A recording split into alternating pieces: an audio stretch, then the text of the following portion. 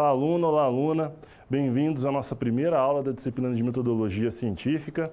Sou o professor Thiago Camata e eu vou acompanhar vocês, né? Nós vamos trilhar essa disciplina juntos. É a primeira disciplina do semestre, então também bem-vindos a vocês a mais um semestre de bastante estudo. Quero lembrar vocês que a disciplina vai ser no formato KLS 2.0, né?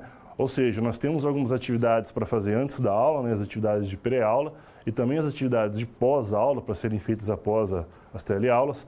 É importante tentar buscar ter esse contato com o material, ler o conteúdo do livro, das unidades do livro antes das teleaulas, porque aqui nas teleaulas nós vamos sempre trabalhar com situações, problema, que são expostas para vocês no livro da disciplina. Okay? Então é importante conseguir ler o texto, ler o conteúdo e já ter então aqueles conceitos definidos, já conhecer aquelas definições, os pontos mais importantes que a gente precisa para a aula, para a gente conseguir desenvolver com tranquilidade a resolução das situações problema. Assim também vocês conseguem, inclusive, refinar as suas dúvidas, pensar melhor que dúvidas podem ter com a disciplina, né? Isso aí, e nós temos um momento de dúvidas ao final da aula.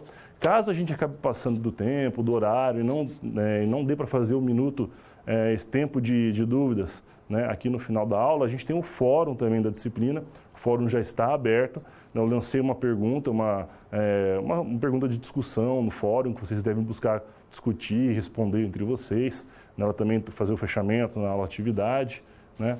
Então, mas também pode utilizar o fórum para tirar suas dúvidas, tentar se aprofundar nos conceitos, nas definições da disciplina, né? Se quiser discutir mais sobre os assuntos com seus colegas, sempre que possível, dá uma olhada nos fóruns, busco participar sempre quando eu consigo enxergar uma chance, uma possibilidade. Então, utilize os fóruns para isso também, para essa discussão.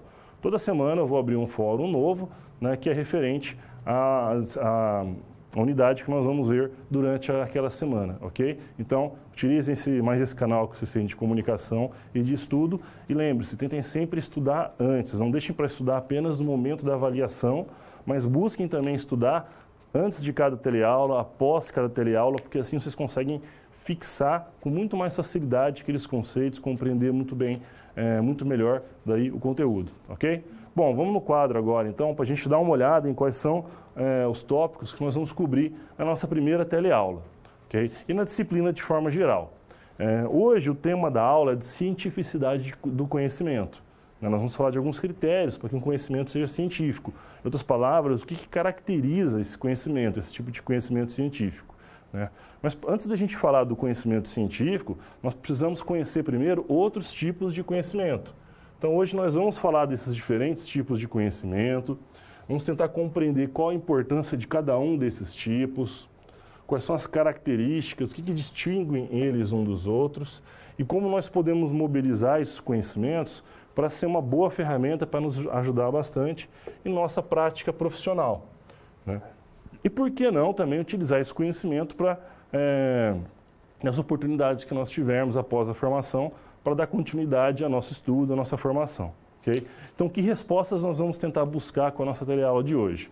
Nós vamos tentar, então, compreender como, em que período, em que circunstâncias o conhecimento científico se formou e se tornou tão importante como é hoje, né? Como ele contribui para a construção, para a formação do conhecimento. Vamos discutir um pouco o que é conhecimento, o que a gente entende por conhecimento.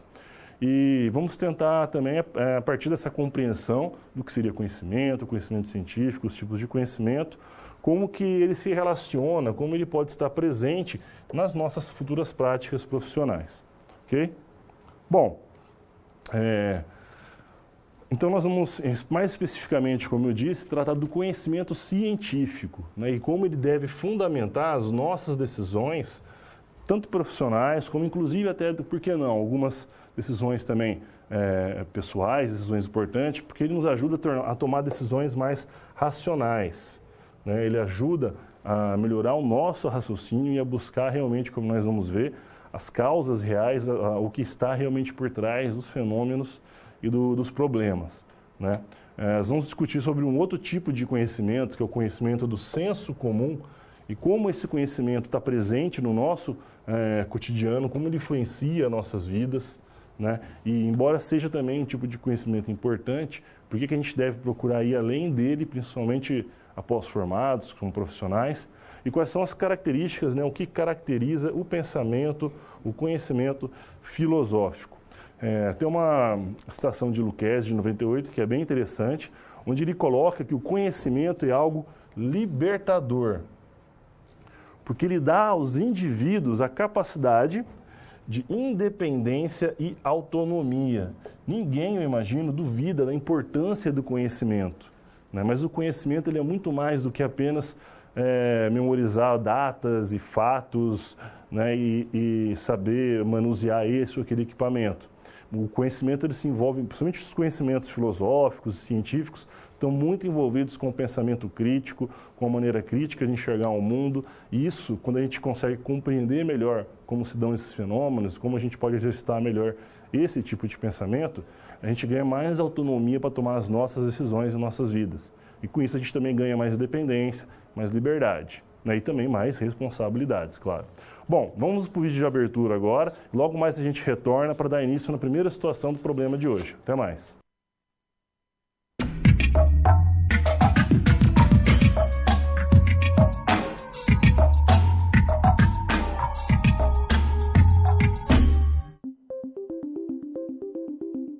Olá, seja bem-vindo à primeira unidade de metodologia científica.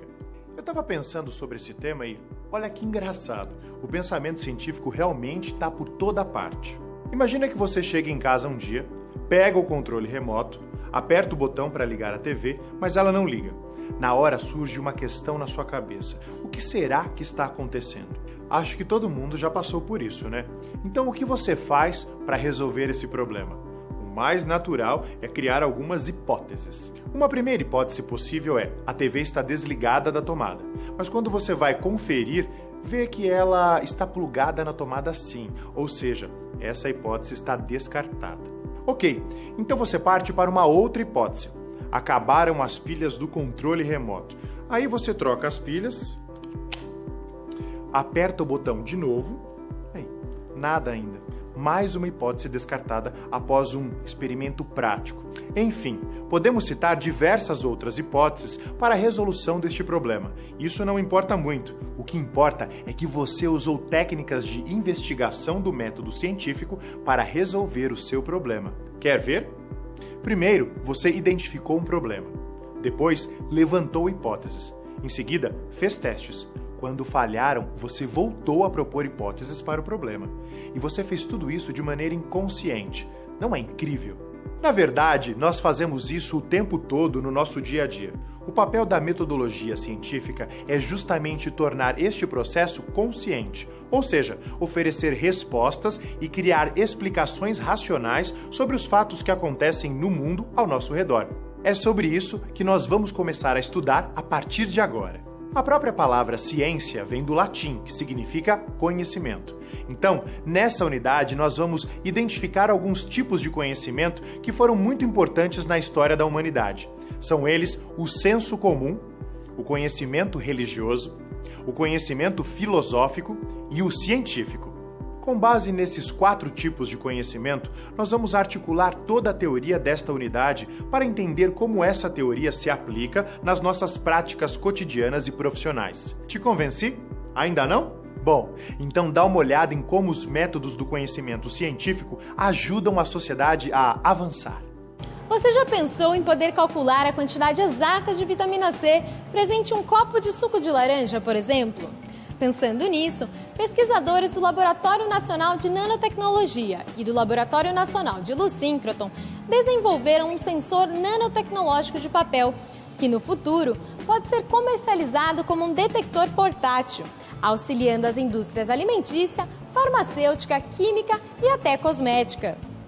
A pesquisa com as nanopartículas, ela começou primeiro da observação que vimos na literatura, que as nanopartículas tinham mudança de cor na presença do ácido ascórbico. Então, queríamos ver se essa mudança de coloração ficava no papel. O interessante de estudar as nanopartículas e o ácido ascórbico está que a vitamina C é uma vitamina que ela é encontrada nas frutas E é importante ter essa medida para a gente saber a qualidade da fruta de suco de laranja, os medicamentos também. Com os resultados positivos da primeira hipótese levantada, os pesquisadores seguiram para a próxima etapa da pesquisa. Conseguiram uma explicação científica do processo de interação entre o papel, as nanopartículas e a vitamina C.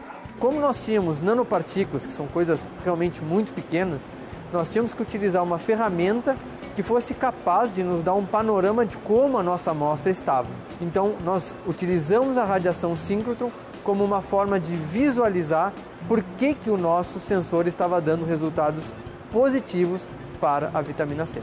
Para ter acesso a um desses laboratórios abertos dentro do Centro Nacional de Pesquisa em Energia e Materiais, localizado em Campinas, no interior de São Paulo, é preciso submeter uma proposta de pesquisa que é avaliada por um comitê de pesquisadores. Por isso, é importante ter um rigor científico antecipando cada etapa do experimento, como ressalta o diretor do Laboratório Nacional de Luz Síncroton. Comitês, quando eles vão julgar uma proposta, eles tentam pesar vários aspectos dessa proposta. O primeiro deles é justamente quão bem escrita está a proposta, ou seja, quão bem fundamentada cientificamente ela está, ou seja, se o pesquisador escreve bem, descreve com rigor a proposta, o que ele quer fazer e tem uma ideia clara de quais são as etapas do experimento dele e quais são os desafios que ele vai ter que seguir durante o experimento e mesmo depois na análise dos dados, na preparação da amostra, as chances de sucesso são muito maiores, porque justamente ele já mentalizou todo o experimento antes de vir fazer. Isso é fundamental. Tá vendo? A importância do conhecimento científico pode ser vista desde a resolução de problemas cotidianos, como ligar a TV da sua casa, até contextos mais complexos, como o desenvolvimento de um projeto. Existem diferentes tipos de conhecimento. Nesta unidade, você deverá aprender a identificar cada um deles e ainda compreender a importância do seu uso, em especial o científico, na resolução de problemas profissionais. É a partir do conhecimento científico que nós vamos ter insights e encontrar os diferenciais que vão garantir o sucesso de nossas iniciativas. Ok, agora que já temos isso em mente, vamos fazer uma transposição do que acabamos de falar para a SGA dessa unidade. Nela, vamos conhecer a história de Gustavo. Ele é de uma cidade cujos moradores enfrentam um problema de racionamento de água. O Gustavo notou que muitos moradores estavam mal informados sobre a questão do uso da água e, por isso, procurou uma empresa para uma parceria. Sua ideia é realizar um projeto social de conscientização e informação aos moradores. Em outras palavras, as SPs desta unidade serão uma ótima oportunidade para colocar os nossos conhecimentos, principalmente o conhecimento científico, em prática. Muito bem, então, agora é com você. Acesse o livro didático, as webaulas e também todo o material complementar que você encontra no seu ambiente virtual. E não se esqueça de também fazer as pré- e pós-aulas de cada sessão. Eu fico por aqui. Bons estudos e até a próxima!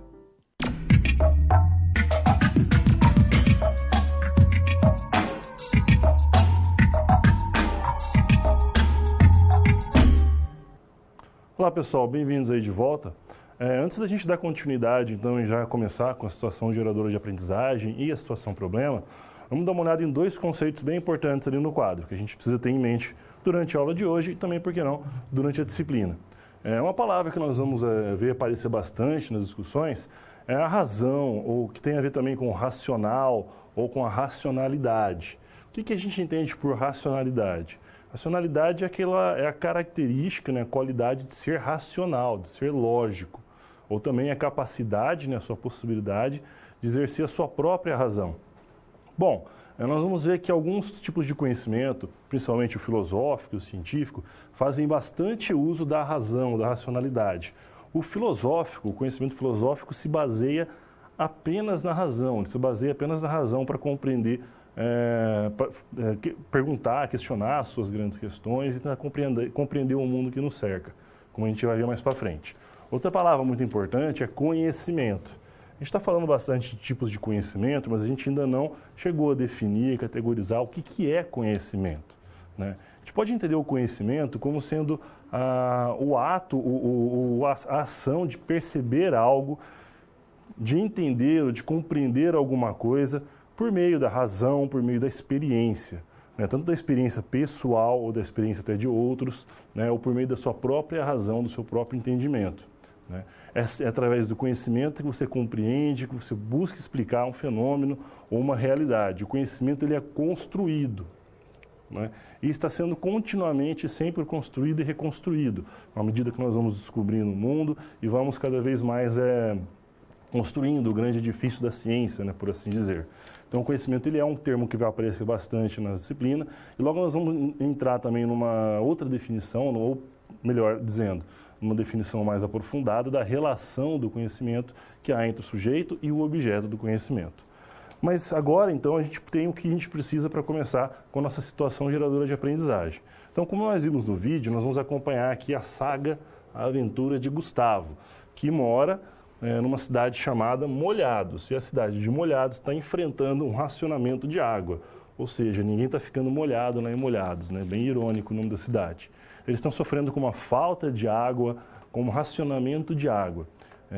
E o Gustavo pretende fazer algo, pretende tomar uma ação para poder minimizar ou resolver esse problema. Para isso ele resolveu desenvolver um projeto de pesquisa, onde ele vai buscar levar informação, conscientização, levar informações para os moradores sobre esse problema da falta de água, do racionamento da água e quais podem ser as causas, as reais causas desse problema, incluindo aí, inclusive, algum conhecimento que o Gustavo já tem com relação às tais mudanças climáticas pelas quais o mundo já vem passando há décadas, né?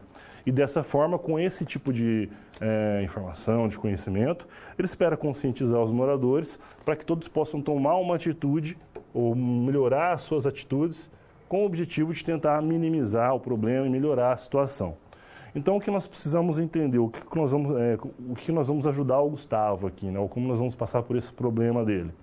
Nós vamos tentar, então, compreender como que o nosso personagem, o Gustavo, vai se utilizar do conhecimento, principalmente o conhecimento científico, para escrever esse projeto e como ele pode organizar, sistematizar o conhecimento que ele já tem, né? O conhecimento que ele tem de primeira mão pela experiência com o problema de falta de água, o conhecimento que ele já tem de leitura sobre as mudanças climáticas, como ele pode adquirir mais conhecimento e sistematizar esse conhecimento para então conseguir realizar, concretizar o seu objetivo de escrever o projeto e de tentar então melhorar a situação do pessoal lá de Molhados, ok?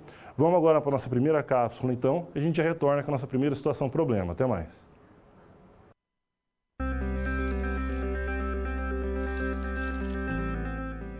Tudo bem?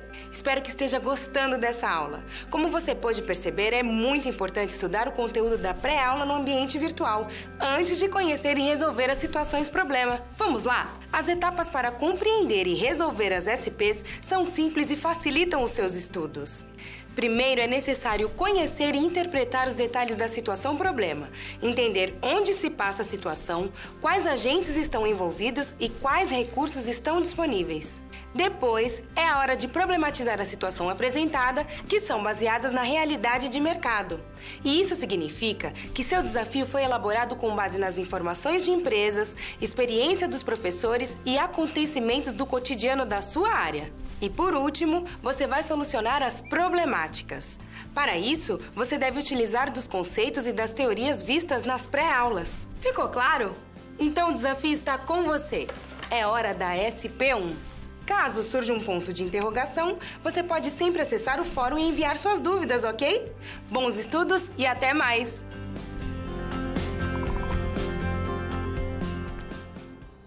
Olá pessoal, vamos então começar a resolver a nossa primeira situação problema.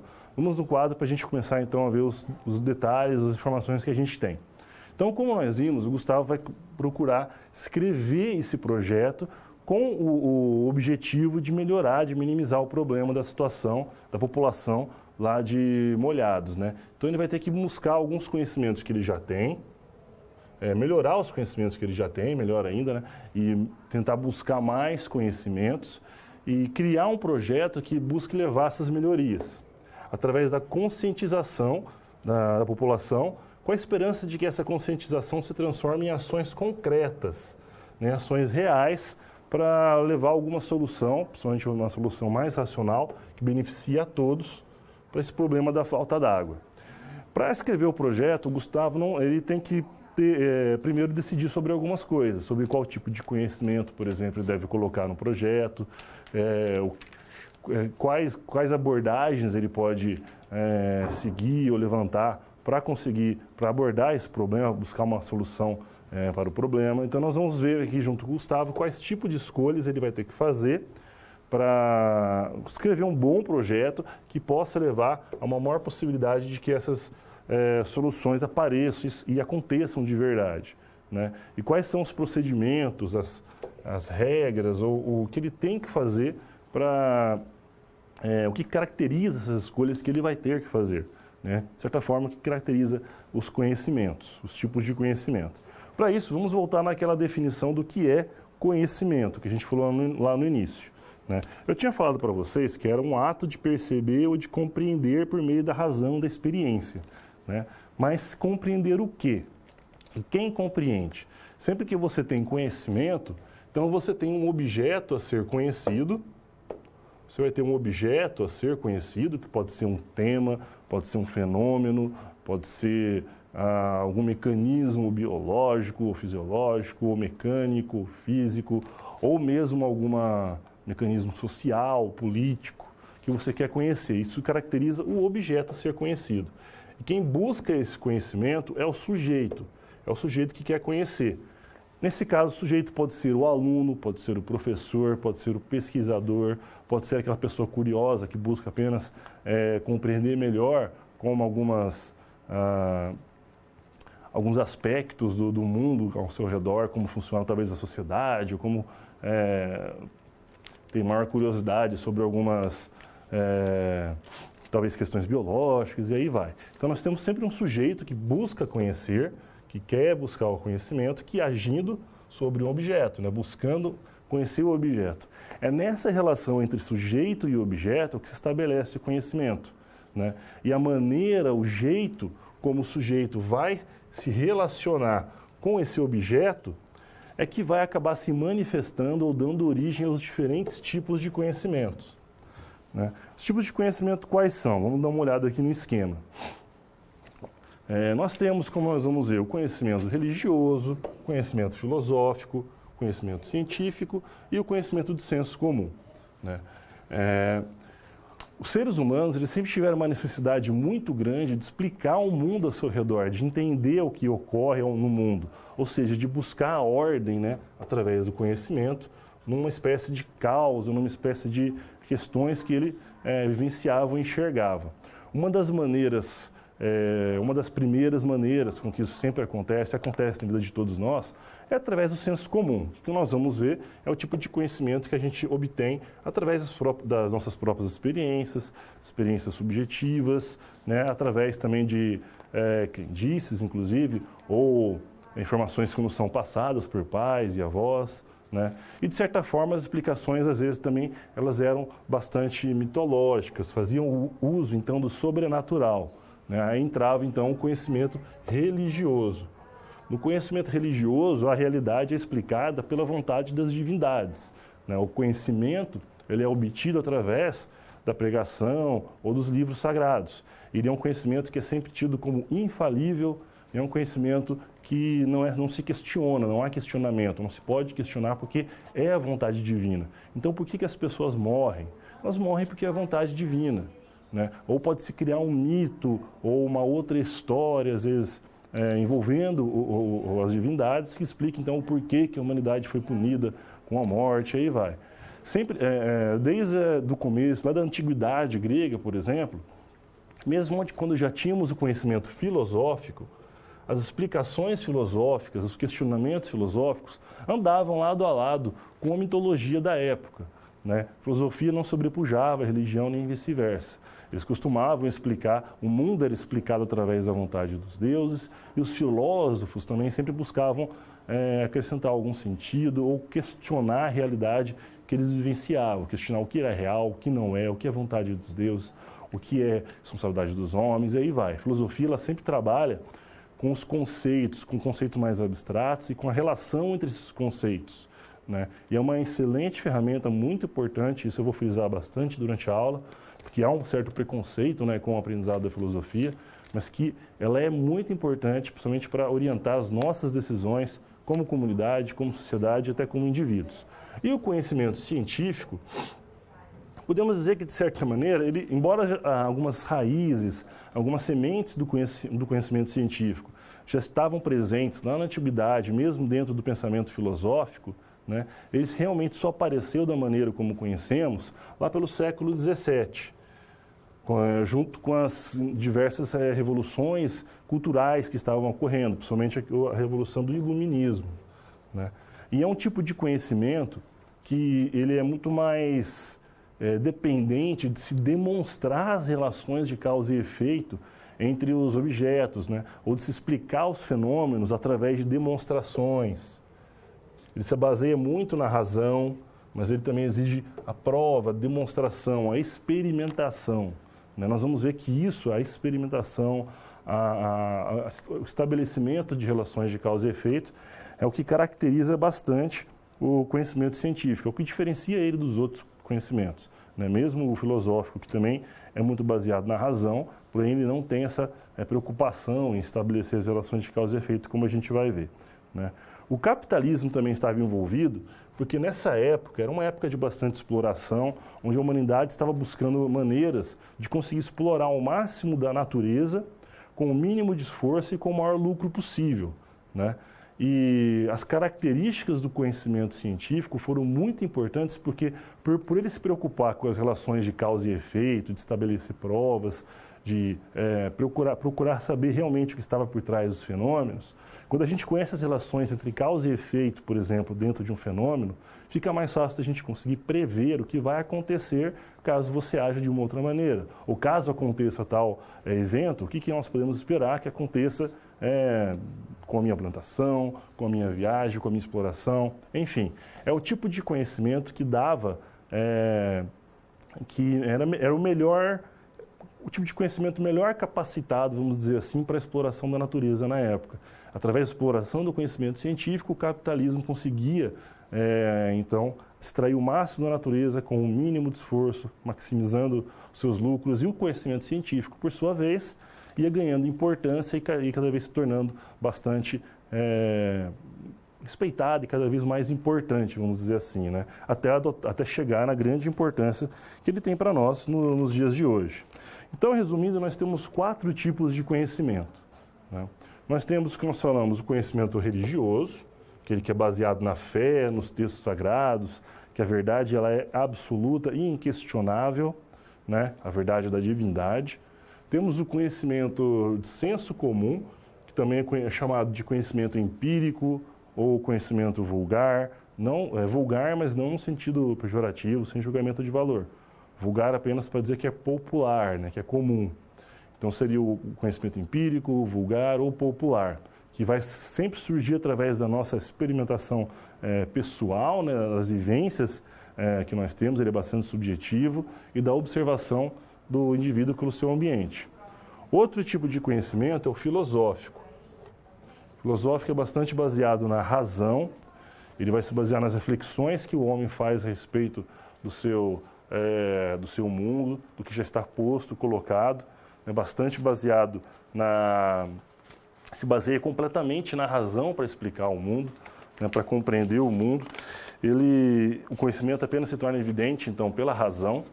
E o científico, que é o foco, inclusive, da disciplina, né, de metodologia científica, que, assim como o pensamento filosófico, também utiliza a lógica, também utiliza a razão, porém, ele tem um método próprio, sistematizado, metódico para a construção do seu conhecimento, o chamado método científico, né? O que é um método? É um conjunto de procedimentos, como nós vamos ver, que garante que o conhecimento que é gerado seja o mais fácil de verificar possível ou mais objetivo, mais útil possível para o homem.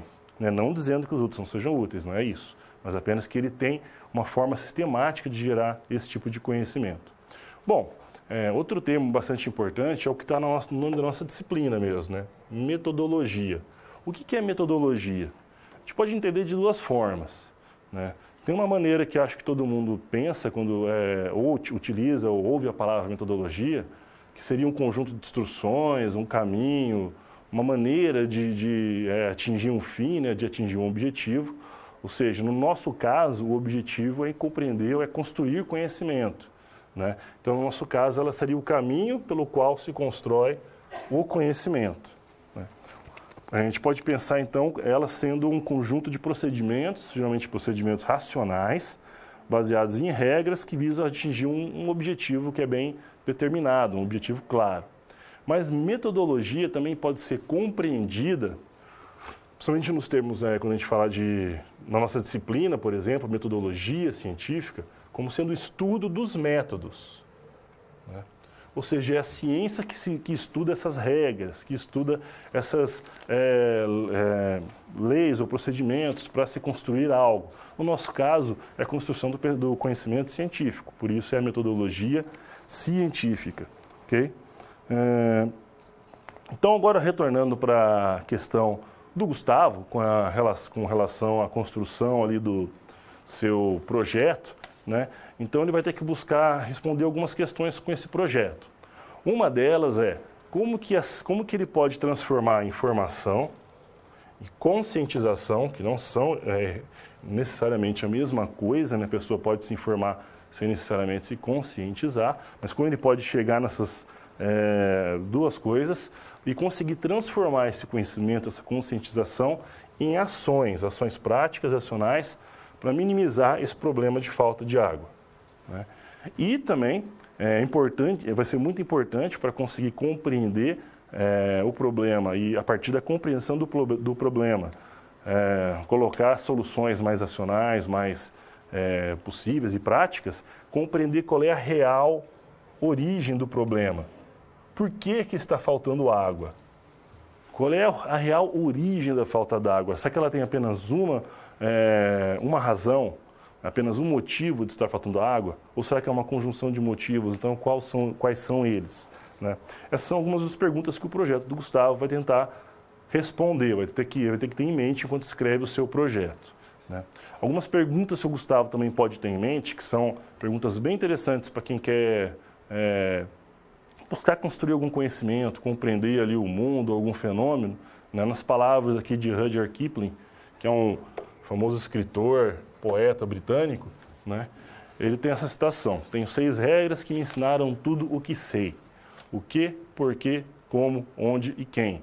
Ou seja, o autor diz que, seguindo essas perguntas, se questionando sempre qual o porquê, o que ou como, ele construiu tudo aquilo que ele sabe, né? Ele conseguiu construir todo o conhecimento que ele tem. Claro, talvez seja um pouco exagerado, né? Mas licença poética ali para o poeta. O importante aqui é que essas são perguntas que todo pesquisador, todo curioso, todo aluno sempre se faz, quando quer chegar na base de algum problema. Então, a gente não pode deixar, às vezes, de lado apenas uma, querer responder apenas uma delas, quando a gente pode responder todas essas perguntas, né? O que está acontecendo, o porquê, como vem a acontecer, onde está acontecendo, enfim, né? Utilizar esse tipo de esse espírito questionador para se buscar realmente conhecer aquele objeto que nos interessa, né? E durante a construção do conhecimento, tem 2 termos que a gente tem que ter bastante em mente, conhecer bastante. Um deles é quando a gente fala de subjetividade, ou seja, tudo aquilo que é subjetivo, que diz respeito ao próprio indivíduo, ao espaço íntimo do indivíduo, né? O seu mundo interno.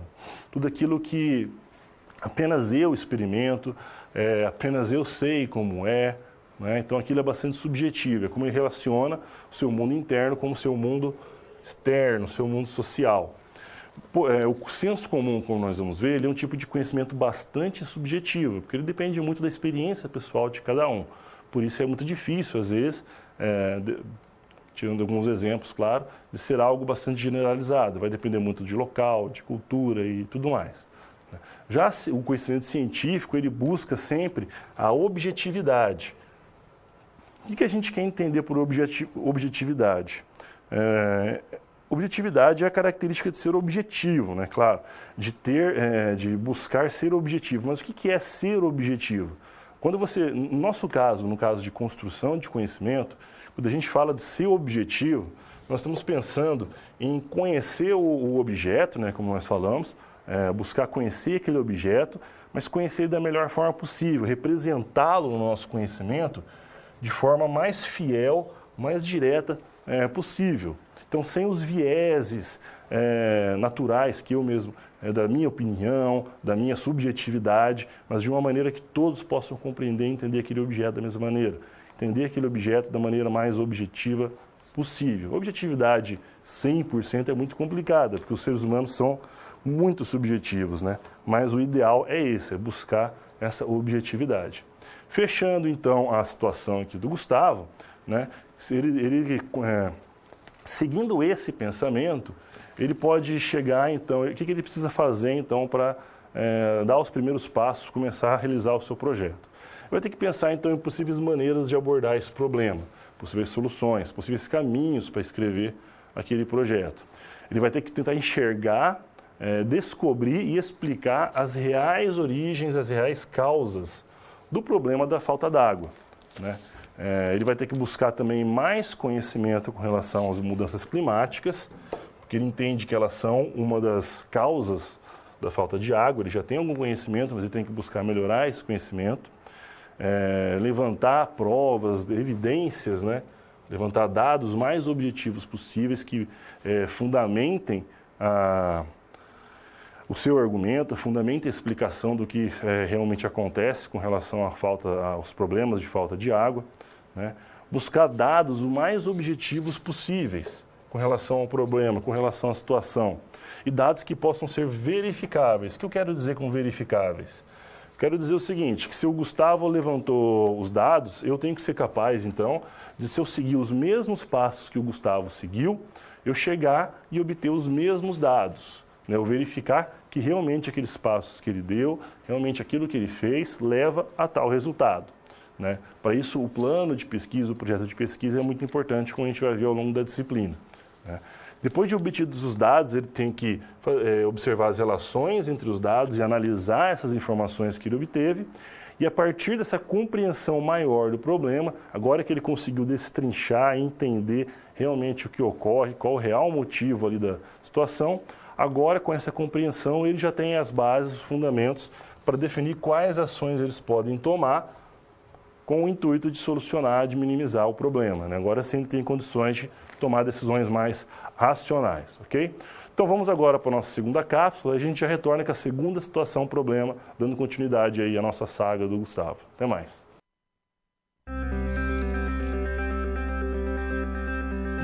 Opa, e aí? Como você se saiu com a primeira SP? Com as dicas que a gente viu, nem ficou difícil, não é mesmo? Você percebeu o caminho traçado para obter uma solução satisfatória? Primeiro, você estuda os conceitos teóricos. Em seguida, você conhece e avalia a situação. E só então você tem conhecimento suficiente para se empenhar em resolver a situação-problema. Entendeu por que é importante fazer uso de todos os recursos do material didático antes de iniciar as SPs? No ambiente virtual, você encontra textos, web-aulas e vídeos para enriquecer os seus estudos. Vamos para mais um desafio? Boa sorte na SP2 e até mais!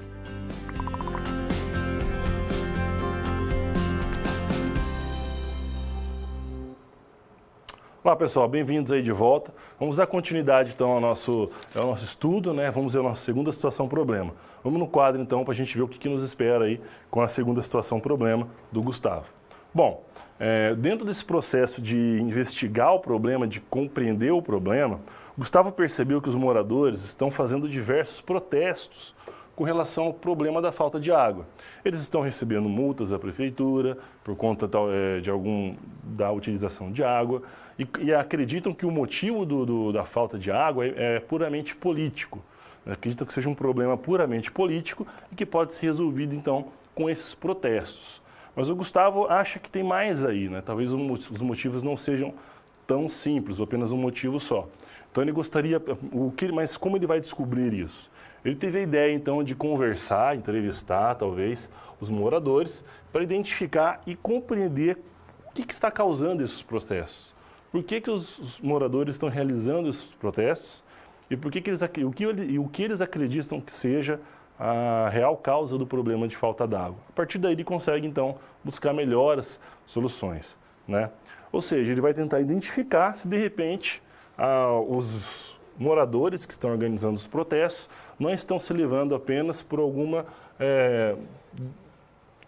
conclusão a que chegaram baseados apenas no senso comum, né? Então nós vamos ver também como que o senso comum pode ser, como se a gente se baseia apenas no senso comum para tomar nossas decisões, principalmente decisões profissionais ou decisões na nossa atuação profissional futura, né, pode não ser o mais indicado. Embora o conhecimento de senso comum seja, sim, um tipo de conhecimento que tem a sua utilidade, porque se ele não tivesse, ele não era propagado, não era perpetuado, né? Nós, como futuros graduandos, formados no ensino superior, temos que ir além do senso comum, né, negar ali o senso comum e começar a nos questionar o porquê de tomar algumas decisões, né, ou o porquê da realidade ser posta como está. Ou seja, a partir do senso comum, nós vamos tentar buscar mais informações, partindo ali do senso comum, utilizar o senso comum como ponto de partida para uma busca de maior informação, maior conhecimento e, dessa forma, tentar pensar de forma científica.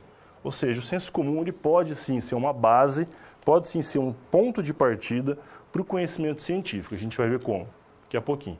Mas o que é o senso comum, né? O que a gente quer dizer por conhecimento de senso comum? Outras maneiras de chamar o senso comum, a gente pode chamar de conhecimento empírico, conhecimento vulgar, conhecimento popular ou conhecimento de senso comum. É todo aquele conhecimento que a gente adquire com nossas vivências pessoais, né? Com aquilo que a gente vive no nosso dia a dia e que vai se criando pela nossa relação com o meio social que nos cerca, com as pessoas que nos cercam, familiares, amigos, trabalhos, e essa interação contínua que nós temos com todo esse meio. Ele é um tipo de conhecimento que é construído através de tentativa e erro, por erros e acertos. Por conta disso, a gente diz que ele é um tipo de conhecimento assistemático, né? Ele não sistematiza o conhecimento, ele também é ametódico, porque ele não tem nenhum método, nenhuma maneira de realmente construir esse conhecimento.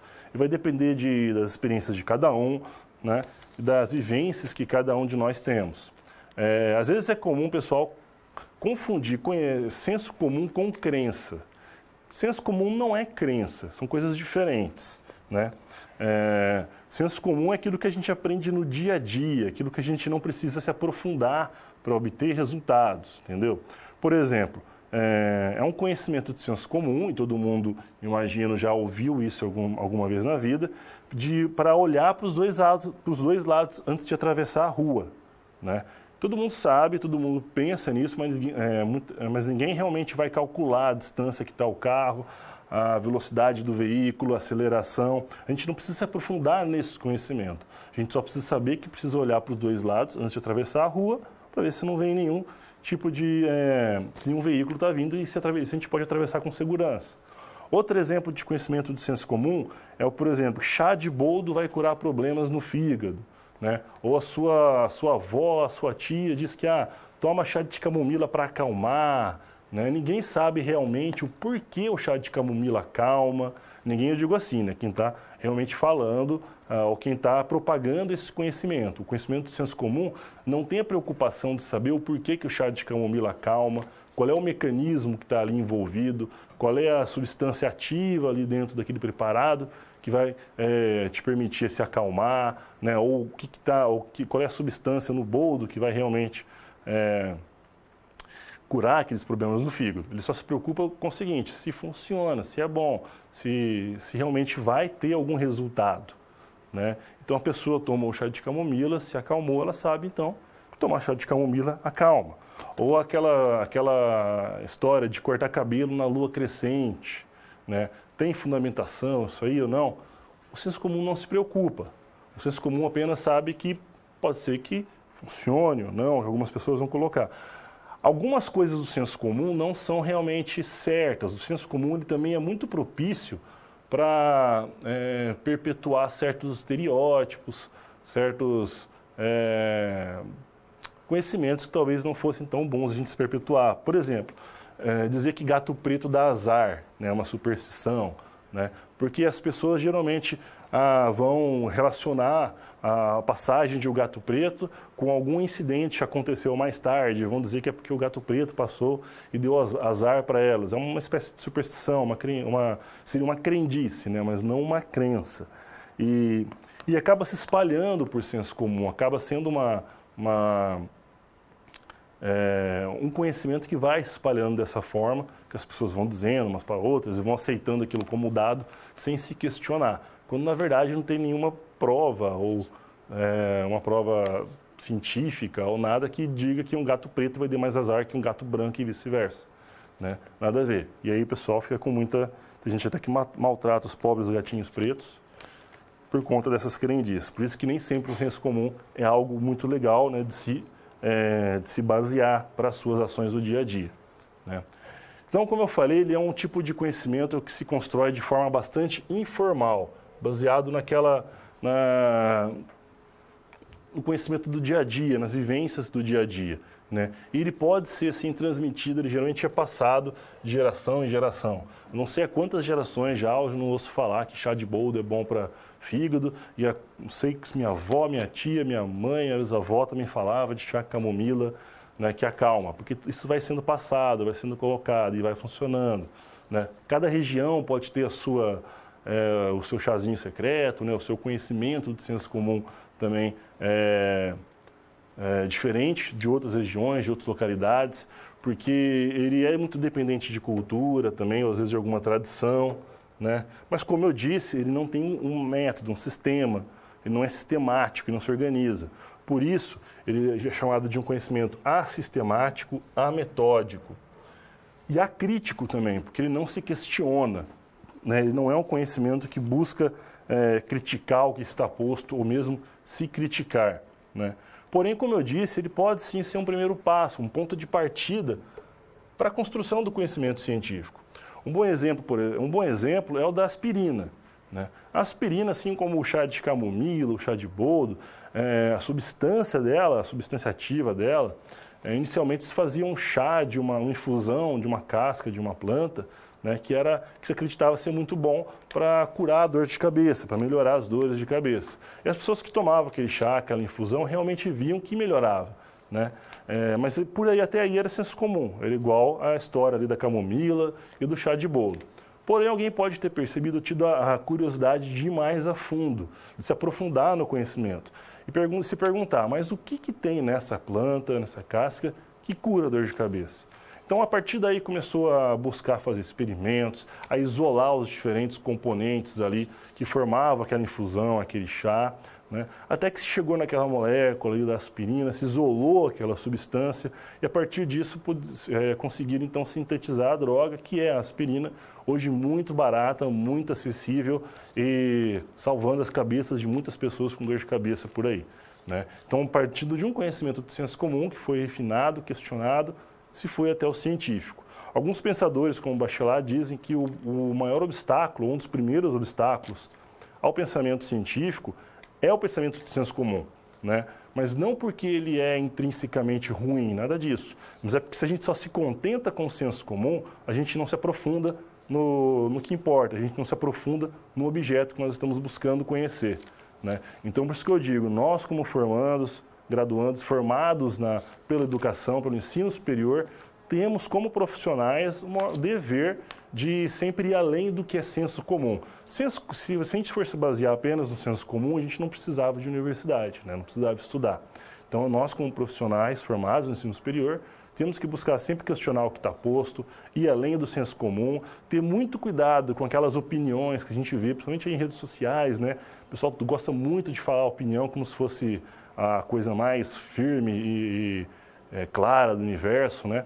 Mas a gente acaba se levando muito por preconceitos, por estereótipos que são reforçados pelo senso comum. Tem que se questionar, por que eu estou pensando isso? Por que eu falaria isso? Por que eu concordo ou não concordo com isso? Não é verdade? Então, buscar ir além ali do senso comum. Vamos retornar então para o quadro para a gente continuar com a situação do Gustavo aqui nessa segunda situação problema. Então, para que ele possa escrever um projeto que se baseie, que se paute em informação científica, ele não pode simplesmente tirar conclusões a partir do que ele observa no mundo que o cerca, né? Ele não pode se basear no famoso achômetro. Achômetro a gente tem que esquecer, né? Principalmente em projetos ou em trabalhos acadêmicos importantes como esse, né? Ele não pode, então, se levar apenas pelo senso comum. Ele tem que se aprofundar e buscar maiores informações, se questionar aquele tipo de conhecimento, né? Ele pode, por exemplo, conforme ele questiona os moradores, acabar descobrindo que a ação dos moradores é toda baseada no senso comum. Os moradores estão partindo daquele princípio de que todo político é ladrão, então se o problema que está acontecendo no bairro é de origem política, só porque eles querem nos dar as multas, então a única ação possível é a de protesto. Mas espera aí, vamos pensar, né? Talvez as decisões políticas tenham um peso, sim, claro, no problema ali de falta d'água, mas há outros fatores que eles precisam considerar. A maneira correta de se utilizar a água, né? Talvez verificar se há normas que falem sobre o mau uso de água, como eles podem economizar, então, melhor a água. Tem todos os problemas relacionados às mudanças climáticas no mundo que fogem realmente do controle ali da esfera política e tal, né, que a gente realmente não controla, apenas sofre as consequências, né? Então, tem muitos outros fatores. A gente não pode, então, sair tomando conclusões. É só porque é político. Por que é político? Porque eu ouvi falar que é problema político, então vamos protestar. Vamos pensar se não tem algo mais que pode fazer, porque vamos pensar se não tem algum outro motivo ali por trás do problema, né? Então, a partir disso, eles têm condições de buscar as causas reais, os verdadeiros motivos dessa falta de água. E compreendendo esses verdadeiros motivos, aí sim eles podem cobrar melhores ações da prefeitura e tomar suas próprias ações para melhorar o problema, né? Para minimizar o problema, ok? Bom, pessoal, essa foi a nossa segunda situação problema. Vamos ali para uma cápsula e a gente já volta para a nossa terceira situação problema da aula de hoje. Até mais.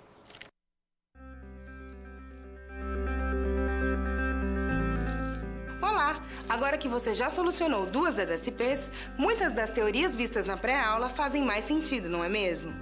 Essa é justamente a função das situações problema, te preparar de forma mais prática para a realidade da vida profissional. Já conhecer algumas das situações que podem surgir no dia a dia faz de você um aluno mais preparado para o mercado de trabalho. Bom, a SP3 já vai começar. Se ficar com dúvida em algo, pode entrar no fórum e enviar sua pergunta, ok? Até mais!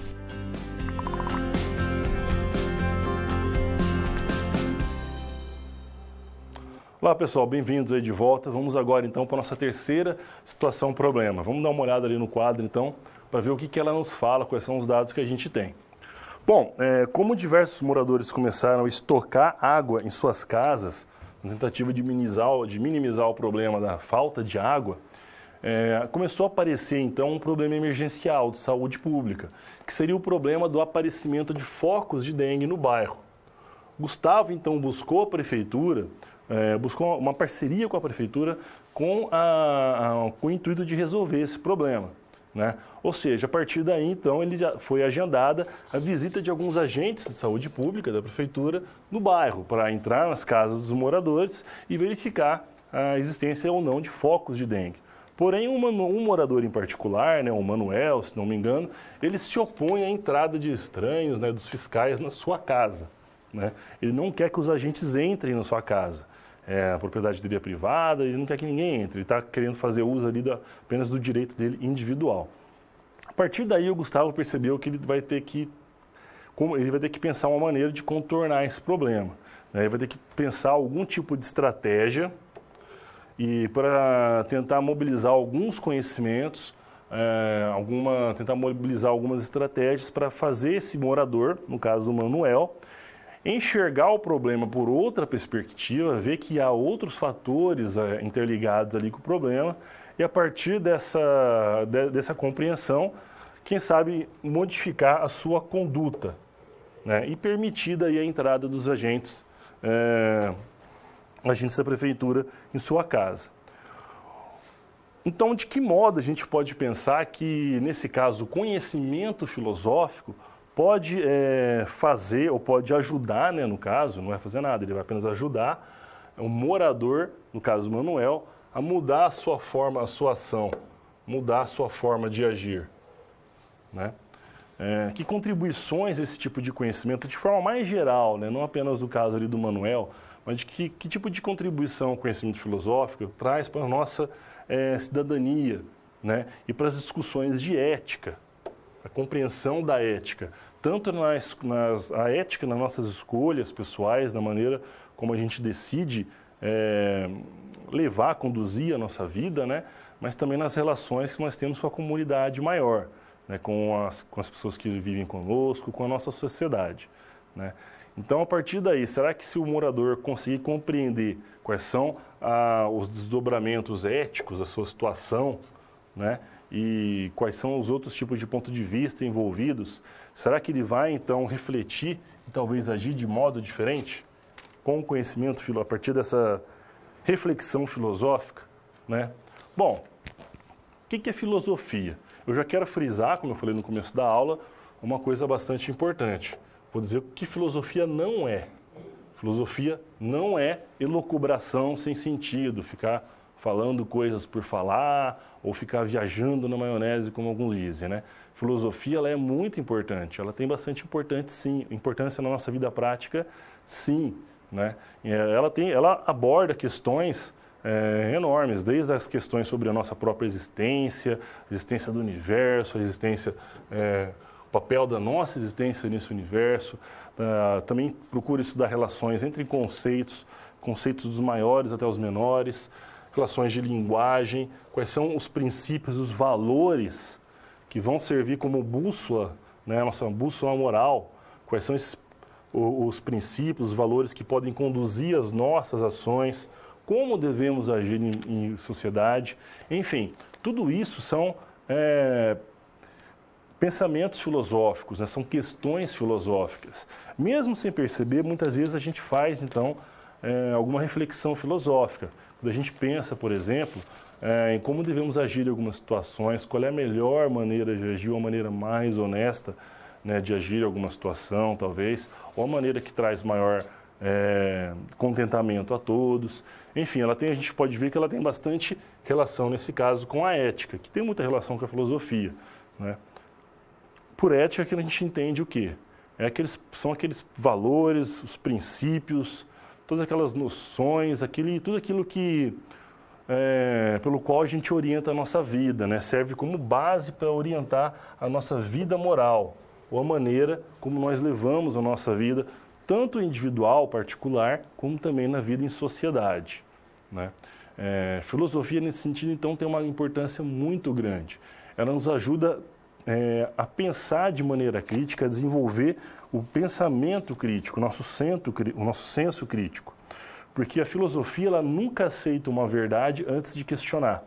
Ela é o contrário do senso comum nesse caso. O senso comum não questiona. Ele aceita o que está posto, ele aceita a verdade que é colocada, né, desde que faça sentido. Ou se minha avó sempre diz que chá de camomila é bom, ou alguns preconceitos, né, que vão sempre passando de geração em geração por conta também da maneira do senso comum, porque nunca são questionados, nunca são pensados, né? A filosofia não, ela já parte da indagação. Ela nunca aceita uma verdade sem antes questionar essa verdade. Ou seja, aí que entra o nosso senso crítico. Uma filósofa bastante importante da contemporaneidade é Marilena Chauí. E ela fala da atitude filosófica em dois termos, né? Ela fala de dois aspectos dessa atitude filosófica. Ela diz que há um aspecto que ela chama de negativo e outro de positivo. Porém, não quero dizer aqui negativo ou positivo com juízo de valor, dizendo que o negativo é ruim e o positivo é mal. Não, que o negativo é ruim e o positivo é bom, perdão. Nada disso, né? É apenas com relação ao que eles fazem. Vou explicar. O aspecto negativo da atitude filosófica é o de negar o senso comum, de dizer não ao senso comum. Por isso que é negativo, porque ele diz não. Ele não aceita o que está estabelecido, não aceita o que já está posto como é verdade. Quando as pessoas te dizem, por que a gente faz assim? Porque sempre fizemos assim, então sempre vamos fazer assim, né? Espera aí, por quê? O pensamento, a primeira parte do pensamento filosófico é perguntar, mas eu não aceito isso, eu quero saber o porquê. Quero saber o argumento, quero saber a razão disso. Então, aí que entra esse aspecto negativo de negar o que está posto, o que está colocado. E o próximo aspecto é o positivo. Positivo no sentido que depois da negação, você passa então para a indagação. Você começa a se perguntar sobre a razão das coisas. Por que elas são do jeito que são? Né? Qual é a razão das coisas serem ou de não serem? Então, a partir do momento, primeiro a gente nega e depois começa a se indagar para conhecer, para buscar, apenas através da razão, né, da racionalidade, essas respostas, as respostas desses questionamentos filosóficos. Como eu disse, eu não tenho como frisar isso o suficiente, a filosofia ela é muito necessária, principalmente nos dias de hoje, que a gente parece não ter mais muita paciência ou mesmo preocupação com reflexões mais demoradas ou mais profundas, né? Hoje o que vale é o Twitter, né, que acho que tem 140 caracteres, é falar logo, colocar a tua opinião, mas o que está faltando às vezes talvez é uma reflexão sobre aquela opinião, talvez transformar aquela opinião num argumento, né, e não numa mera opinião. A filosofia nos ajuda nisso, ela nos ajuda a ter um olhar diferente, né, a enxergar outras perspectivas sobre a realidade de cada um, né, e ir além das nossas meras necessidades imediatas. No caso ali do Manuel, da nossa situação, ir além da necessidade imediata que ele tem de impedir que as pessoas entrem no seu domicílio. Né? Ele tem que enxergar além disso, enxergar que há outras questões envolvidas, né? Então ele tem que superar essa situação que foi colocada para ele e pensar que essas ações podem ter consequências mesmo para pessoas que não têm nada a ver com a ação dele. Se houver um foco de dengue na casa dele, ele pode levar essa doença para muitas daquelas pessoas que nada tem a ver com a situação dele ou com o morador, né? Então, a partir disso, ele pode se abrir e pode estar mais propício a uma mudança de atitude, ok? Bom, continuando então, né? A partir dessa reflexão filosófica é que o Manuel vai conseguir, então, enxergar que existem outros fatores que ele deve considerar, além daquelas suas questões imediatas, né, suas necessidades imediatas, suas questões pessoais. Como, por exemplo, a vida de toda a sociedade, da coletividade, responsabilidade de cada um de nós, um com o outro, quando estamos vivendo em sociedade, né? Não pode sobrepujar ali a vontade individual dele sobre a saúde dos demais. Se ele conseguir, então, enxergar esses aspectos diferentes, ter uma visão maior ali da situação, ele vai conseguir enriquecer a sua visão, enriquecer o seu entendimento, né? E perceber que talvez o focar apenas em um aspecto seria uma versão muito reducionista, né? Ele precisa ser um pouco mais, conseguir enxergar melhor outros aspectos da situação e agir, então, de acordo. Talvez mudar ali sua maneira de agir, a sua maneira de se portar junto com os outros moradores, certo? Então, a filosofia, o pensamento filosófico nos ajuda a ter esse conhecimento um conhecimento maior, amplo, complexo aqui da nossa realidade, né? E perceber como as coisas, às vezes, né, os elementos, as situações, as pessoas estão interligadas, né? Ela ajuda, a partir desse questionamento do porquê das coisas e do porquê da realidade que nos é dada, a gente começa a ter também as relações entre as coisas, né, entre os assuntos, entre as realidades, certo? Então, a partir dessa reflexão que o morador vai conseguir pensar outras possibilidades de agir com relação à visita, né, o fenômeno, no caso aqui, seria a visita dos agentes, e quem sabe, então, vai enxergar que o correto, nesse caso, seria deixar, assim, que os agentes visitassem ali o seu domicílio, ok?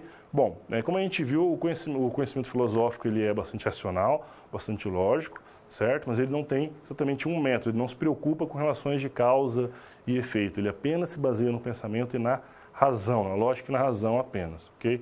É muito importante, mas a gente vai ver daqui a pouco, no próximo Situação Problema, nós vamos falar sobre o conhecimento científico e vamos entender o que eles têm em comum, mas o que caracteriza, o que diferencia o conhecimento científico desses outros. Então vamos para uma cápsula agora e a gente já retorna então para a nossa quarta e última Situação Problema. Até mais.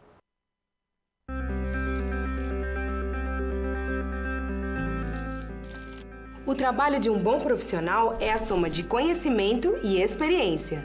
O conhecimento você obtém estudando a pré-aula, tirando dúvidas no fórum, acessando as web-aulas, ou seja, fazendo bom uso dos materiais oferecidos aqui no ambiente virtual. Já para ter experiência antes mesmo de ir para o mercado de trabalho, você precisa se empenhar na resolução das SPs. Lembre-se, quanto mais você se dedicar analisando com atenção, fazendo anotações na hora de levantar hipóteses, procurando diferentes soluções até obter a melhor, mais preparado você estará para desempenhar sua profissão.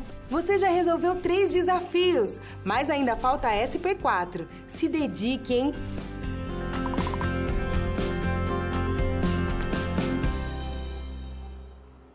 Olá pessoal, bem-vindos de volta. Vamos agora para a nossa quarta e última situação-problema. Vamos falar agora sobre o pensamento, o conhecimento científico. Vamos no quadro então para a gente ver quais são os dados relacionados a essa situação-problema.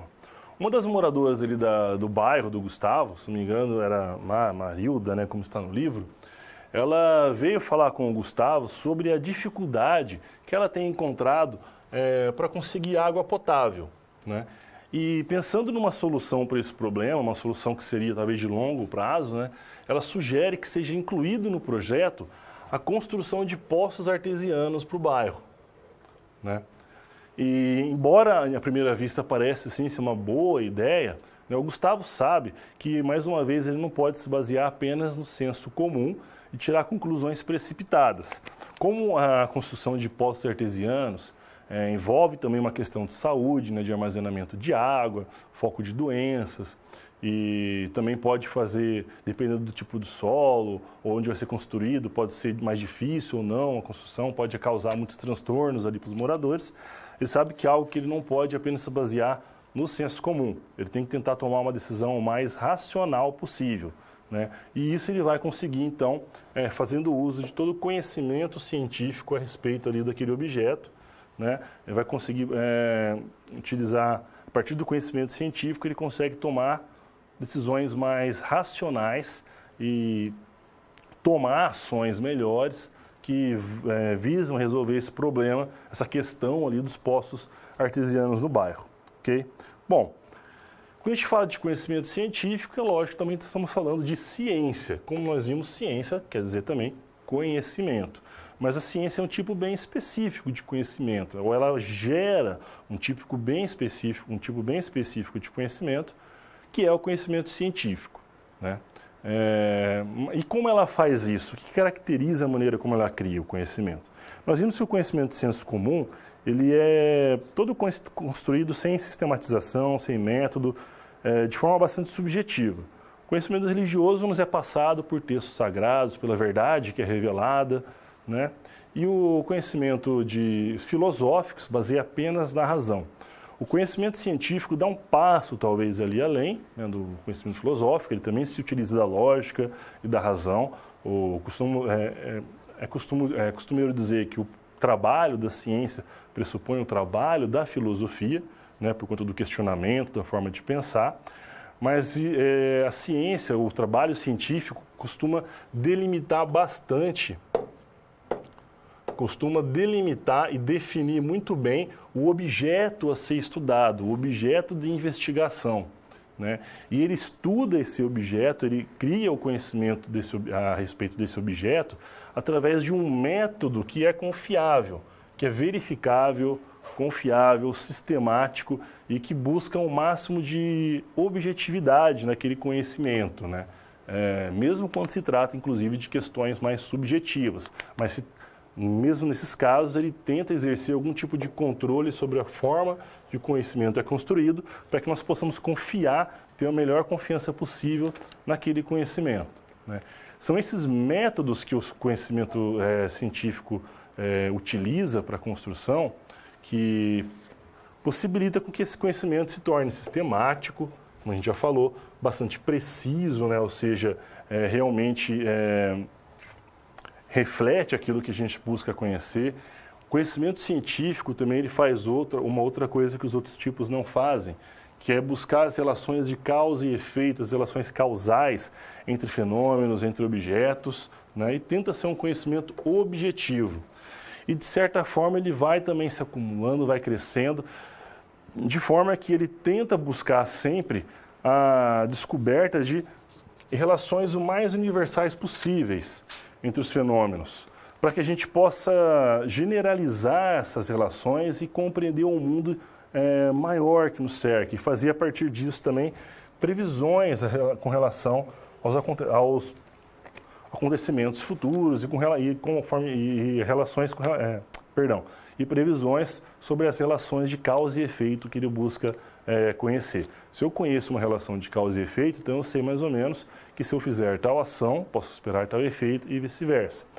É esse tipo de pensamento, esse tipo de conhecimento, por exemplo, que permite que a gente possa se utilizar de previsões do tempo, né, que é um sistema extremamente complexo, difícil mesmo de prever, mas mesmo assim a gente consegue prever com um grau de certeza, né, como vai se comportar esse sistema, porque se conhece bastante aquela dinâmica, aquela física que está envolvida com esse trabalho, né. Ciência também, idealmente, permite que nós possamos agir sobre a natureza, utilizar a natureza de maneira mais segura, né? A ciência, sim, idealmente, claro, faria isso, né? Embora talvez não seja sempre isso que a gente vê acontecer, infelizmente. E, bom, a gente pode ver, às vezes, no livro de vocês vão ver que alguns autores podem, às vezes, classificar os tipos de ciência. Eles podem falar em ciências empírico-formais, ciências formais, hermenêuticas, exatas, sociais, ciências biológicas. Você pode se perguntar se a ciência é tão importante assim e tenta ser tão objetiva na maneira de construir o conhecimento, por que todas essas divisões, por que fragmentar dessa maneira a ciência? Bom, a razão está naquilo que a gente falou bem aqui no começo, a maneira como ela determina o seu objeto. A ciência busca delimitar o objeto de estudo muito bem, de forma a conduzir ou de deixar mais fácil, né, a gente lidar com esse objeto. Nós vamos ver mais ou menos mais para frente, né, em outras aulas, como a gente pode fazer esse tipo de recorte, né, essa maneira de compreender bem o nosso objeto de estudo. Mas cada objeto é diferente, né? Por exemplo, se eu vou estudar as células do fígado quando eu tomo chá de boldo, é diferente de eu estudar o comportamento de pessoas de uma determinada cultura, de uma determinada localidade, né? Se eu vou estudar, então, um sistema social, é diferente de eu estudar um sistema biológico, de um sistema físico, né? Cada objeto precisa de uma maneira diferente de ser estudado, de um método específico. Porém, todos eles seguem alguns passos, algumas instruções, algumas regras, né? Um método maior, né? Um tal do método científico, né? Como nós vamos ver aqui nesse esquema, que é um método mais ou menos geral que todo mundo segue ali, né? Que todas esses tipos de estudos científicos vão acabar seguindo. Quais são os passos desse método científico, da metodologia científica? O primeiro é definir o seu tema, o seu problema inicial. É você definir o que você vai estudar, qual vai ser o objeto a ser estudado, né? Por exemplo, eu posso me interessar em estudar o desempenho de escolares nas provas de matemática do ano de 2018, por exemplo, né?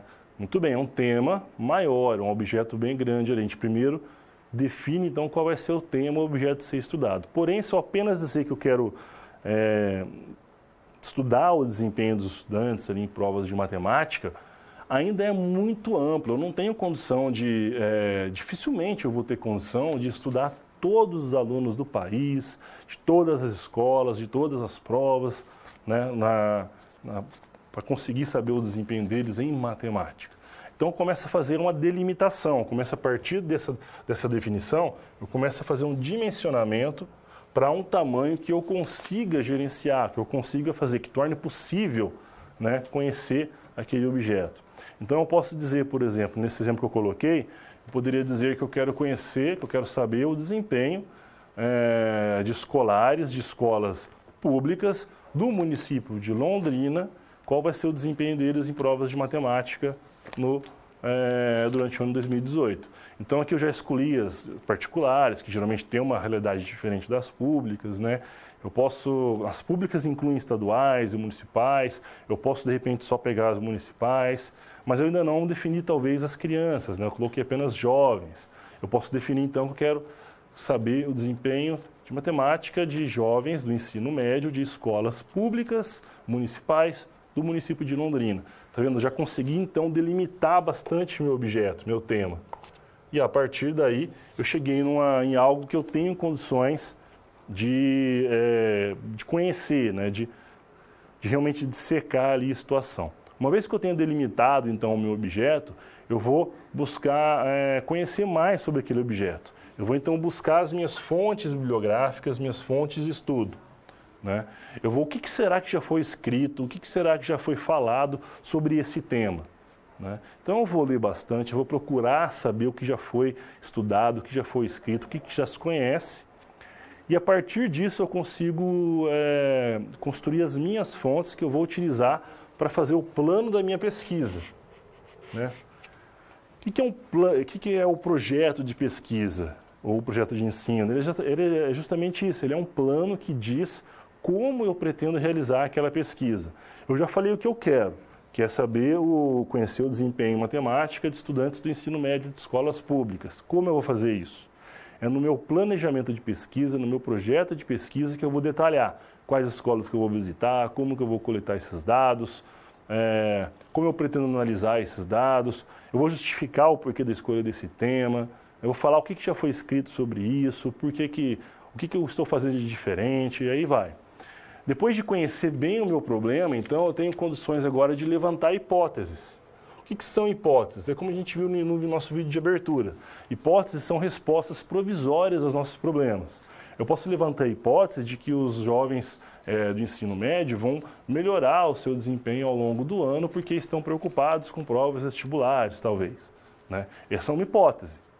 É o que eu acho que vai acontecer, é a resposta que eu espero. Né? Agora que eu tenho uma hipótese, eu tenho que experimentar a hipótese, eu tenho que fazer uma experimentação, tenho que testar a minha hipótese. No caso do vídeo de abertura, foi aquela hora que ele checou se havia ou não pilhas no controle remoto. No meu caso, aqui nesse caso é um pouco mais complicado, né?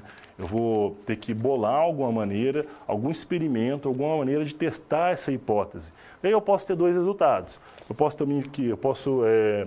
ter um resultado em que realmente acontece aquilo que eu esperava, ou seja, que minha hipótese é correta, ou posso ter o resultado de que os alunos pioram ao longo do ano, então, peraí, minha hipótese estava incorreta.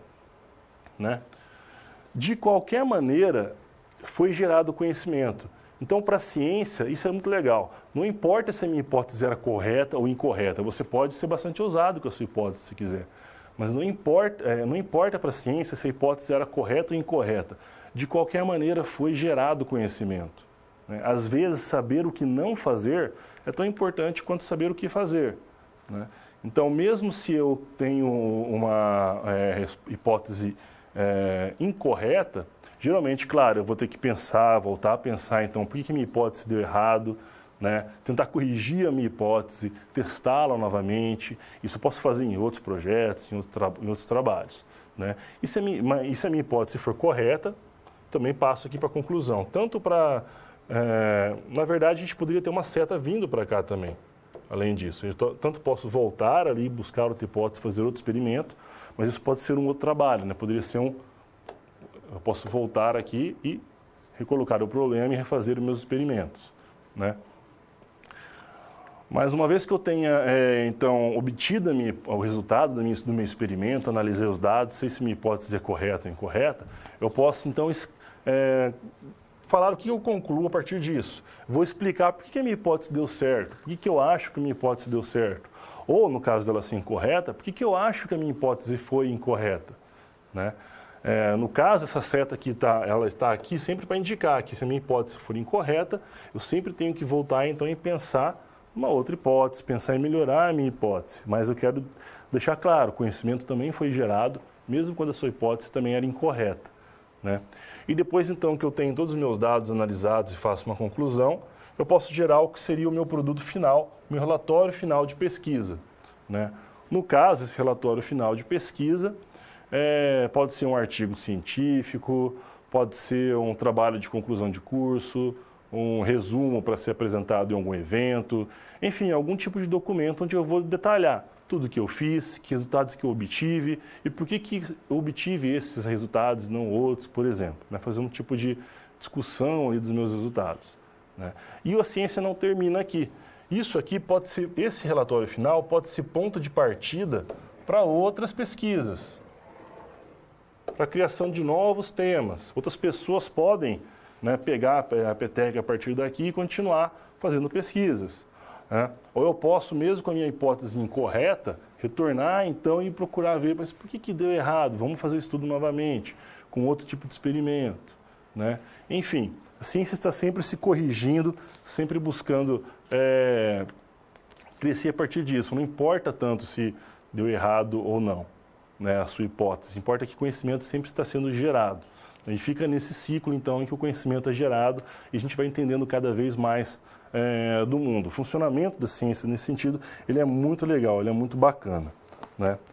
Bom, continuando, então, por a situação problema ali do nosso colega Gustavo, então, para ele conseguir resolver da melhor forma, ou conseguir buscar a solução mais racional possível para a questão dos poços artesianos, ele vai ter que, então, recorrer ao conhecimento científico. Né? Vai ter que se basear, se fundamentar em provas, em artigos, ou o que já foi escrito, o que já foi falado sobre a construção de poços. Ou seja, quais são as informações científicas que estão à disposição dele com relação a esse tema. Né? E a partir disso ele pode tomar uma melhor decisão. Como eu falei, o trabalho da filosofia às vezes anda junto, né, com o da ciência. O trabalho do cientista pressupõe o trabalho da filosofia. Né? Uma vez que ele tem as informações, por exemplo, científicas adequadas para decidir sobre a instalação ou não dos poços artesianos, ele pode então fazer uma reflexão filosófica e começar a pensar, mas será que a gente deve construir esses poços? Será que eles não vão trazer mais problemas que benefícios? Será que a construção não vai causar tantos transtornos que talvez não compense? Será que isso aqui realmente vai beneficiar todos? Enfim, diversos outros tipos de reflexão, de pensamento podem partir daí. Né? Então, junto com a reflexão, com o apoio da reflexão filosófica, ele pode pensar da melhor maneira de agir ou da maneira mais ética de agir com relação à construção ali dos poços artesianos, de forma que ele consiga, caso for construí-los, que ele consiga cumprir todas as regras, as normas relacionadas à saúde e à segurança do uso e da manutenção desses poços, né? E também da construção ali dos poços. Então é com base nessas informações e nessas reflexões que ele vai ter as melhores informações mais racionais para tomar alguma decisão, ok? Vamos então agora para a nossa última cápsula e já volto então deixando uma questão de fechamento aqui da nossa teleaula com vocês. Até mais.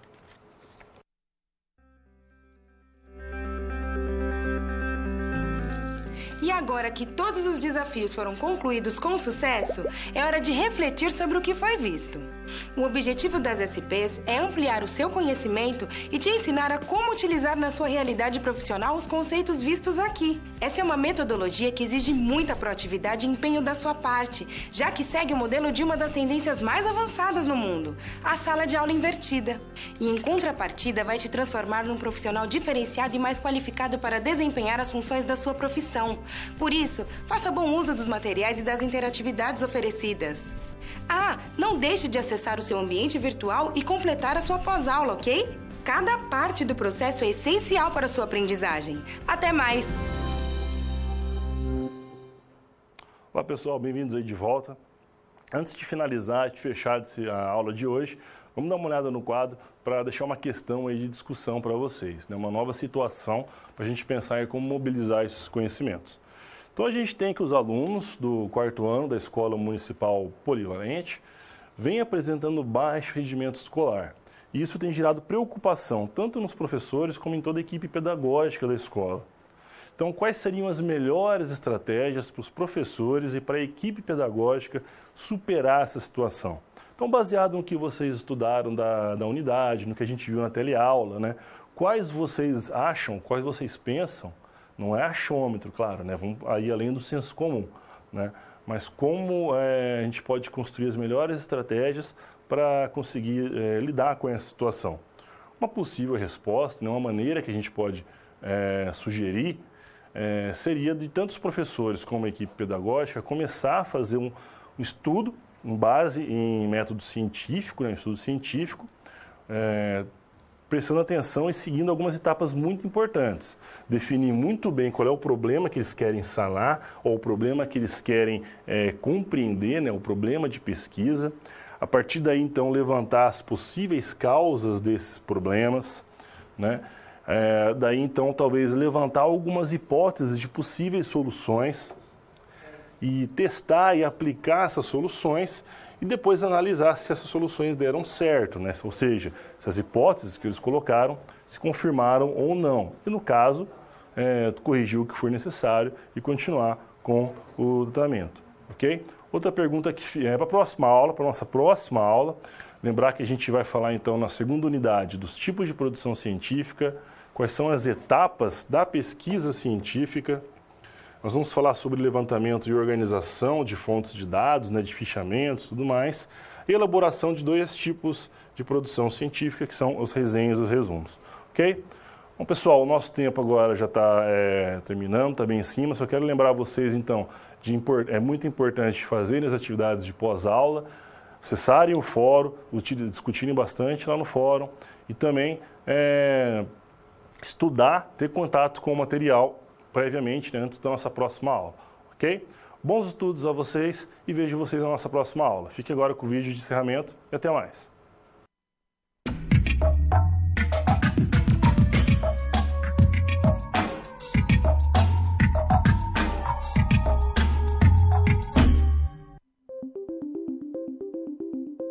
Olá, estamos chegando ao final da primeira unidade de metodologia científica. Nesta unidade, você aprendeu um pouco sobre a história do conhecimento, entendeu suas principais características e viu de que maneira ele é produzido ao longo do tempo. Você se lembra, né? Nós aprendemos a identificar os diferentes tipos de conhecimento e estudamos a origem deles. Compreendemos o que é senso comum e por que a sua utilização é bastante costumeira. Analisamos a filosofia e sua utilização como suporte para a ciência, por meio do pensamento filosófico. E nos aprofundamos mais no conhecimento científico e suas características. Para atingir cada um desses objetivos, você não estava sozinho. A gente teve uma ajuda essencial, a situação geradora de aprendizagem. Nela, conhecemos a trajetória de Gustavo, morador da cidade de Molhados. Lá havia um problema sério de racionamento de água. Por isso, Gustavo foi atrás de uma empresa para realizar um projeto social de conscientização e informação aos moradores da cidade. Afinal, o desconhecimento da população sobre as causas do problema agravava bastante a situação. Com essa base, nós trabalhamos nas SPs da unidade. Na SP número 1, vimos que Gustavo entende as causas da falta de água em seu bairro. No entanto, ele precisava organizar seu conhecimento para escrever o projeto e transmitir tudo o que ele sabe aos seus vizinhos. Como ele poderia fazer isso? A resposta para essa pergunta é que ele deveria seguir um processo de construção do conhecimento. Gustavo precisava reunir seu conhecimento acumulado e aplicar a uma realidade vivenciada, com um olhar específico para a comunidade local. Ele deveria então levantar evidências, obter dados objetivos e verificáveis e, então, aplicar a essas informações uma análise que permitisse encontrar ações concretas para solucionar o problema. Na segunda SP, Gustavo decidiu conversar com os moradores da cidade. Ele descobriu que, para a maior parte deles, a falta d'água não passava de um problema político e a culpa seria, então, da prefeitura. Mas Gustavo sabia que havia causas maiores do que apenas uma questão política nesta situação. Como ele poderia fazer para saber se os moradores estão confiando demais no senso comum? Para isso, Gustavo precisava constatar que os moradores não estavam investigando o problema em sua origem. Ele precisava entender que as conclusões dos moradores não partiam de fatos objetivos, como dados concretos, pesquisas, análises de ações e entrevistas. Chegamos então à terceira SP, na qual notamos que o projeto de Gustavo incluía a intervenção da prefeitura para ajudar no combate à dengue em seu bairro. No entanto, um dos moradores se recusava a deixar a prefeitura entrar em sua casa para conferir a existência de água parada. De que forma o conhecimento filosófico poderia fazer com que este morador agisse racionalmente?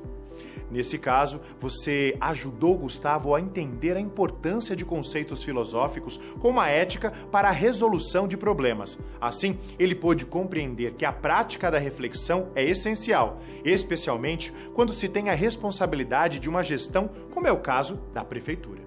Na quarta e última SP, nós nos deparamos com uma sugestão que uma moradora fez ao projeto de Gustavo, a construção de poços artesianos no bairro. Gustavo gostou da ideia, mas, por se tratar de uma questão importante como a água potável, decidiu que não tinha bases para julgar se essa construção era apropriada. Para chegar a uma conclusão, Gustavo teve de usar o conhecimento científico. O seu papel foi orientar Gustavo neste sentido, propondo a criação de hipóteses e experimentos. Ok, então agora é a sua vez. Você pode identificar outras situações que já vivenciou em que aplicou métodos de investigação científica e outros tipos de conhecimento, como o senso comum, religioso e filosófico.